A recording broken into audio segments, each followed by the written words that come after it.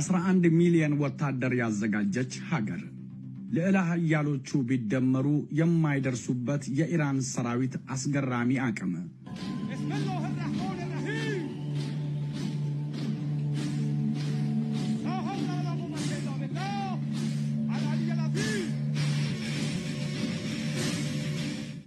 ዓለማችን አዳዲስ ጦርነቶች እየጨመሩ ነው።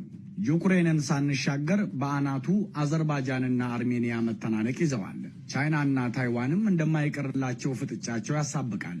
የራሳችን ጉድ የሰሜኑ ጦርነትም እዚህ መነሳት ይችላል። ታዲያ ከሁሉም ጦርነቶች ጀርባ የማትጠፋ አንድ ሀገር ብትኖር አሜሪካ ነች።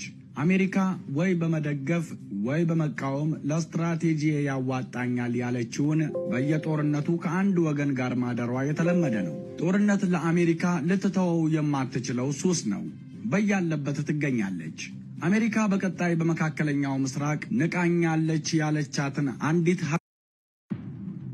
11 ሚሊዮን ወታደር ያዘጋጀች ሀገር ልዕለ ኃያሎቹ ቢደመሩ የማይደርሱበት የኢራን ሰራዊት አስገራሚ አቅም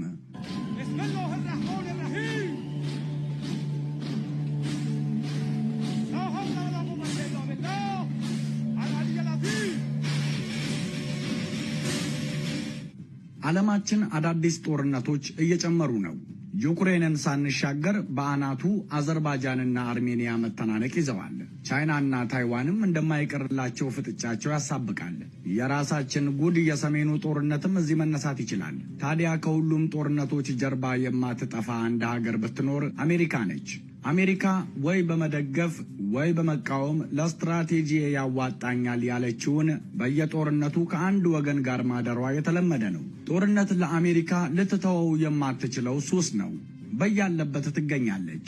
አሜሪካ በቀጣይ በመካከለኛው ምስራቅ ንቃኛለች ያለቻትን አንዲት ሀገርም ለማስተንፈስ እያውጠነጠነች እንደሆነ ይሰማል።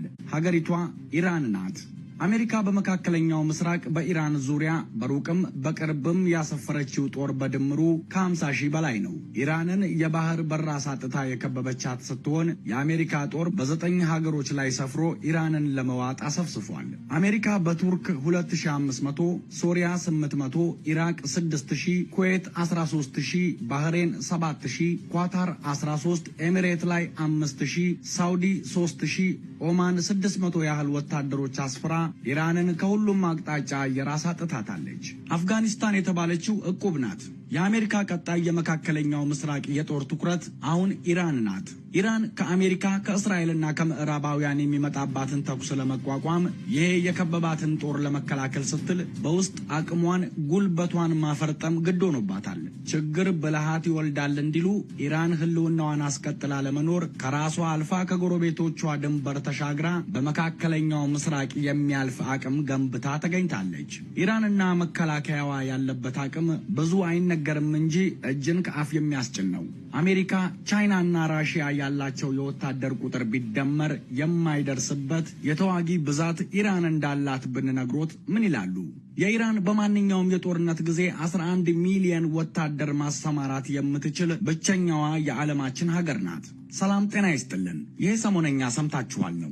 የዛሬው የወታደራዊ መረጃችን ወደ ቀድሞዋ ስልጣኔ ወደ ፐርሺያ ይወስደናል። የአያቶላዎችን ሀገር የተኩስ አቅም ዳሰሳ ይዘናል። ስለ ኢራን ከሚገምቱት በላይ የግርምት መረጃ ከጥንቅሩ ያገኙበታል። አንድ ሁለት ብለን እንግባው። ታዲያ ለመሰለ ልዩ መረጃ ፍላጎቶ ሰሞነኛን ምርጫው እንዲያደርጉ ይጋበዛሉ።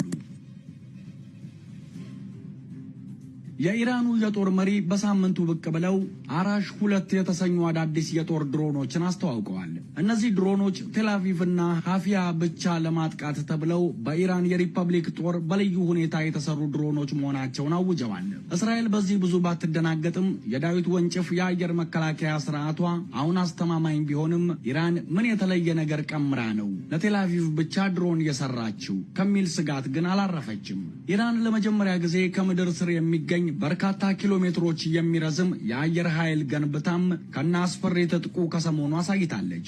ይሄ ሁሉ ታዲያ ለማንም ዝግጁ ነኝ መሆኑ ነው። ታዲያ የኢራን አጠቃላይ የጦር አቅምም ቆፍጠን ያለ ነው። በመካከለኛው ምስራቅም ሆነ በሌላው ዓለም ያልተለመደ አይነት የወታደራዊ ኃይል የጨበጠች ሀገር ናት።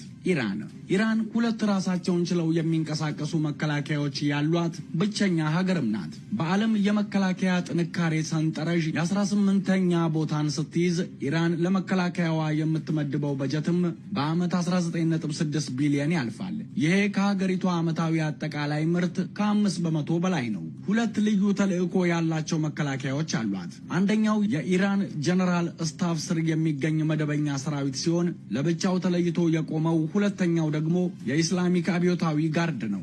ሰራዊቱ በመንግስት በጀት የሚመደብለት ሲሆን አብዮታዊ ጋርዱ ግን ከመንግስት ውጪ የገቢ ምንጭ ያለው ነው። የቴህራን የስቶክ ልውውጥ ገበያን ጨምሮ ሪፐብሊክ ጋርዱ በሺዎች የሚቆጠሩ ካምፓኒዎች አሉት። የኢራን ህገወጥ ንግዶች ላይ እጁን ያስገባ አደገኛ ኃይል ነው። ታማኝነቱ የተመሰረተው ለሀገሪቱ መንግስት የፖለቲካ አመራሮች ሳይሆን ለሃይማኖታዊው መሪ ነው። ዋነኛ ስራው የኢራንን ህልውና ከውጭ አደጋ መታደግ ነው። አሜሪካና እስራኤል ሊያደርጉት የሚችሉትን የመንግስት ግልበጣም ሆነ ሴራን የሚከላከል ግዙፍ ሰራዊት ነው። በመደበኛ መከላከያው ከ534 ሺህ በላይ ወታደሮች ሲገኙ እነዚህ በኢራን ባህር ኃይል፣ አየር ኃይልና የምድር ጦር ውስጥ የሚገኙ ናቸው። የአብዮታዊ ጦሩ ደግሞ 400 ሺህ በላይ ቋሚ ወታደሮች አሉት። ሁለቱም የኢራን መከላከያዎች አሜሪካና ምዕራቡ ዓለም በጣለባቸው ማዕቀብ የተነሳ ከ3 አስርት ዓመታት በላይ አሮጌ መሳሪያ እየጠገኑ መኖር ግድ ሆኖባቸዋል። አብዮታዊው ጠባቂ ከተመሰረተ ወዲህ ግን ኢራን ከጥይት እስከ ጦር ጀት ራሷን የምትችል ሀገር ሆናለች።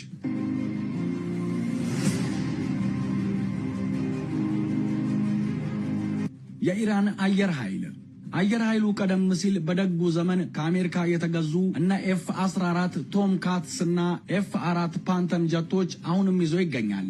አየር ኃይሉ 509 የጦር አውሮፕላኖች ሲኖሩት ከነዚህ 142ቱ ተዋጊዎች ናቸው። 165 አጥቂ ጀቶች፣ 104 የልምምድ አውሮፕላኖችና 126ቱ ደግሞ ሄሊኮፕተሮች ሲሆኑ በተጨማሪ 12 የውጊያ ፈጣን ሄሊኮፕተሮች ባለቤት ናት ኢራን። ባለፈው ዓመት ኢራን የራሷ ኩራት የሆነውን ሁሉ ነገሩ በራስ አቅምና ቁስ የተመረተውን ጀት አስተዋውቃ ነበር። ጀቱ የአራተኛ ትውልድ ጀት ሲሆን ከውሳር የሚል መጠሪያ ሰጥተውታል። ከፍታው 40.68 ጫማ ወይንም 12.4 ሜትር ሲሆን ክንፉን ዘርግቶ ወደ ጎን 10.9 ሜትር ይሰፋል። ፈንጂም ሚሳኤልም ቦምብም ሳይታጠቅ ክብደቱ 2425 ኪሎ ግራም ነው። 49213 ጫማ ከፍታ ላይ የሚበር ዘመነኛ የጦር ጀት ነው። ከውሳር ተዋጊ ጀት አብዮታዊ ሰራዊቱ የሚቆጣጠረው የኢራን አቪዬሽን ኢንዱስትሪ ስሪት ነው። የአሜሪካን የመሳሪያ ግዢ ማዕቀብ ያመከነ በኢራን በራስ አቅም የተመረተ ግሩም ጀት ነው። ሁለቱም መከላከያዎች በአየር ኃይሎቻቸው አሁን በዋናነት ታጥቀውታል።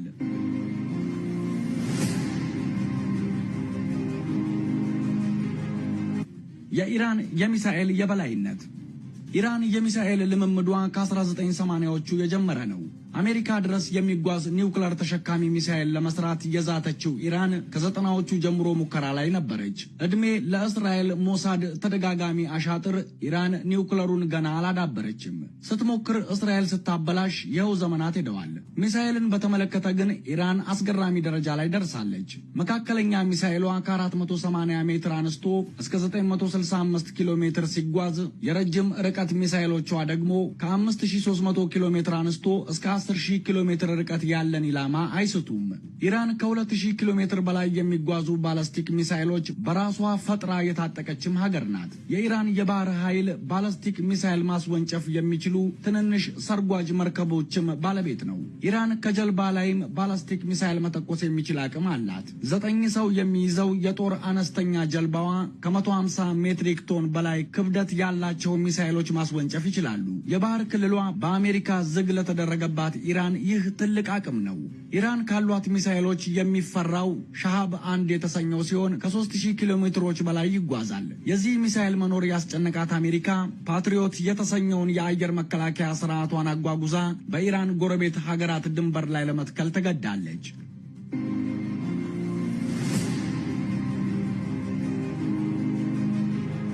የድሮን እመርታ። ኢትዮጵያውያን አሁን ስለ ኢራን ምን እንደሚያውቁ ቢጠየቁ በእርግጠኝነት ሙሃጀር ስለተሰኘው ድሮን ማንሳታቸው አይቀርም።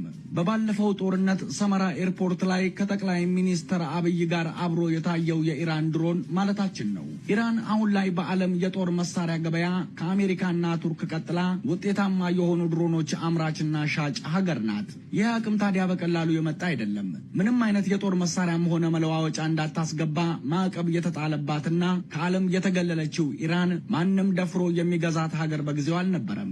እንደ አየር ኃይሏ ሁሉ የድሮን ቴክኖሎጂን ከዜሮ ተነስታ መገንባት ነበረባት። እንደ አውሮፓውያን አቆጣጠር በ1985 ላይ ነበር ሙሃጀር የተሰኘውን ካሜራ ብቻ ኖሮት ለስለላ የሚያገለግል የመጀመሪያ ድሮን የሰራችው።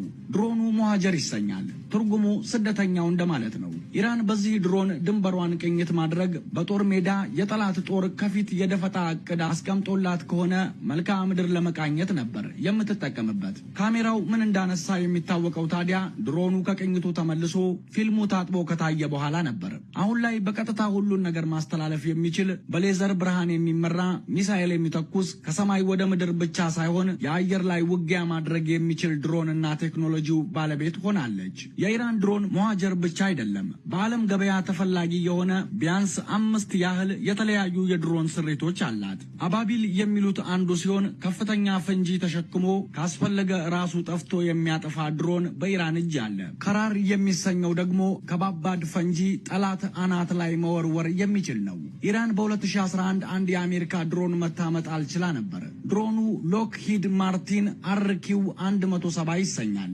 አሜሪካ ቴክኖሎጂውን ለማንም ያላጋራችው እጅግ ውስብስብና ከሁሉም ድሮኖች በከፍታ መብረር የሚቻለው ነው። ይህንን መታ የጣለችው ኢራን ስብርባሪውን ሰብስባ አጥንታ ስታበቃ የራሷን ተመሳሳይ ሰርታለች። አሜሪካኖች በዚህ ሲቆጩ ይኖራሉ። ስንነሳ 11 ሚሊዮን ወታደር በጦርነት ማንቀሳቀስ የምትችል ብቸኛ ሀገር ኢራን ናት ብለናችሁ ነበር። Iran's military obtains much of its manpower from conscriptions and mails are. የኢራን መንግስት ወታደራዊ አገልግሎትን ለዜጎች ግዴታ ካደረጉ መንግስታት አንዱ ነው። በዚህም እያንዳንዱ ኢራናዊ ወንድ 12 ወር በውትድርና የማገልገል ግዴታ አለበት። እስከዛሬ ከህዝቡ ሰልጥኖ 12 ወር አገልግሎት ያልሰጠ ከ11 ሚሊዮን በላይ ሰው ኢራን አላት። የኢራን መከላከያ በፈለገው ሰዓት ሁሉንም የመጥራት ህጋዊ ስልጣን አለው። በውትድርና ፕሮግራሙ ያለፉ የብቃት ሁኔታም በየጊዜው ክትትል ይደረጋል። ስለሆነም ኢራን በአሜሪካም ሆነ በእስራኤል ወይም ከሌላ ሀገር ጋር ጦርነት ብትገባ በ24 ሰዓታት ውስጥ 11 ሚሊዮን ወታደር ጠርታ ማንቀሳቀስ ይቻላታል። ይህ አቅሟም ኢራንን ከአሜሪካ፣ ቻይናና ከራሽያ በድምሩ የበለጠ ተዋጊ ያላት ሀገር ያሰኛታል። የመካከለኛው ምስራቋ ሀገር የጥንቷ ስልጣኔ ፈርጥ የሆነች ፐርሺያና መከላከያዋ ብቃት ግን በዚህ የሚያበቃ አይደለም። የምድርና የባህር ኃይል አቅሟ ትልቅ ነው። በሌላ ፕሮግራም እንመለስበታለን። ሀገራችን የኢራንን አይነት የራስ አቅም ይስጥልን እንላለን። እኛ